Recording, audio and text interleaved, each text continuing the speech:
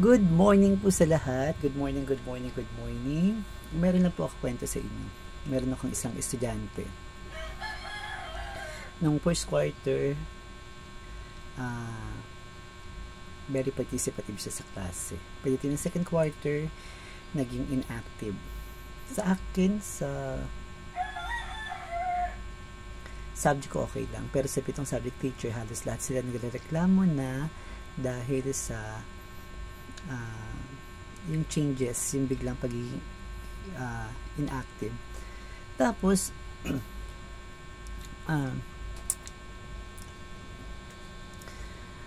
hanggang sa yung isang teacher, English teacher, pinatawag pala yung magulang niya nang hindi nagpapaalam sa akin. Paul yung kay subject teacher, no? Hindi man lang nakipag-coordinate sa advisor sa akin. Pero, syempre, andyan na, harapin na lang natin. Nag-usap sila. Dumating yung nanay, tsaka yung tatay, nag-usap sila. Tapos, syempre, pangit yung naging resulta. Dahil ito si teacher, sinisisi si tatay. Dahil ang kwento ng bata, nag-aaway daw yung mga magulang niya, kaya hindi daw siya makapag-focus sa pag-aaral. Nag-aaway daw yung mga magulang niya sa bahay nila, kaya hindi siya makapag-focus sa pag-aaral at may malaking side effect yun sa kanya, emotional and psychological side effect sa kanya. Ngayon, nung sinabi yun ni teacher dun sa tatay, yung tatay pala is not the legitimate father, stepfather lang siya, pangalawang asawa dahil namatay na yung real father, namatay na yung totoong tatay niya, no? So, syempre, merong adjustment period yung bata. Same with the tatay and same with the nanay. May malaking epekto talaga ang broken family sa mga bata, lalo na ngayon sa generation ano bang generation ngayon? Y, Z, tapos sinisin yung father yung nanay, no? Mali daw yung pagpapalaki. Sinisi naman ng father at mother yung bata. So nagkaroon na ng sisihan, hindi na maganda yung epekto. Hanggang sa nag-interview na ako, nag-mediate na ako. Sabi ko sa kanila, sabi ko kay subject teacher, English subject teacher, sabi ko, sige na po, ako na po bahala. Hanggang sa pinaliwanag ko, isa-isa yung side ng bata. Sabi ko, ganyan talagang generation ngayon. Ang unang kung bakit ang kwento ng tatay, wala daw ginagawa sa bahay, nag-cellphone lang daw, ayaw mo utusan. Hindi gumagawa ng gawaing bahay, hindi rin gumagawa sa academics. Ganun rin yung sinabi ni nanay. Ang sinisisi ng tatay yung nanay. Ganun rin yung nanay, no? Kung bakit hindi daw gumagawa yung bata sa bahay at sa academics. Hanggang sa sinabi ko naman yung sinabi ng anak, kaya di daw po siya makapag-focus dahil daw po sa inyo, no, nag-aaway daw po kayo.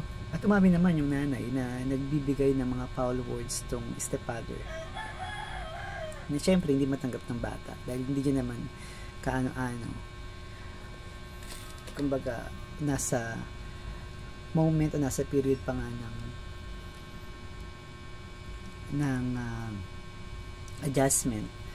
Pero bakit nga ganun, ano?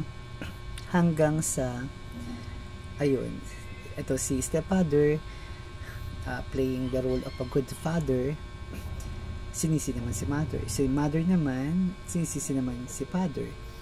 Si bata naman, sisihi naman silang dalawa. At sinabi ko na sa kanila na huwag natin ikumpara, no? Yung generation natin sa generation nila. Kung kayo ganito, ang generation ngayon hindi. Kung tayo strong ng panahon natin, syempre sila hindi. Mga sensitive sila, emotionally sensitive sila. Yung tungkol sa gadget, normal na yan, huwag natin tanggalin yung gadget sa mga bata. Yan yung panahon nila, yan ang era nila. Diyan sila gagaling, no? Yung usapin ng hindi tumutulong sa gawaing bahay, dahil tayo ng panahon natin may pagkukusa tayo, sila ay wala. i-ano lang natin, orient lang natin why it is necessary to do the things. But naman sa academics, di mayroon talagang kailangan dyan, no? I-prepare. Siguro ang trabaho nila ng magulang ngayon is papasukin yung mga bata, i-engage, no? I-motivate yung mga bata na pumasok sila for learning at para sa iba pa. Kami na bahala sa loob ng klase kung paano namin ma-develop yung pagiging academically top achiever nila. So, ano ang realization dito? Ang realization dito is kailangan unawain natin yung mga generation na yun. Tama na yung mga foul words, tama na yung palagi na lang yung comparison sa panahon natin sa panahon nila, hindi na tama yun. Kung tayo strong, sila talaga weak. Kung sila technology wise at tayo hindi. So, katulad yan sinabi ng Diyos, He create us in a unique manner. So, yun lamang po. Maraming salamat.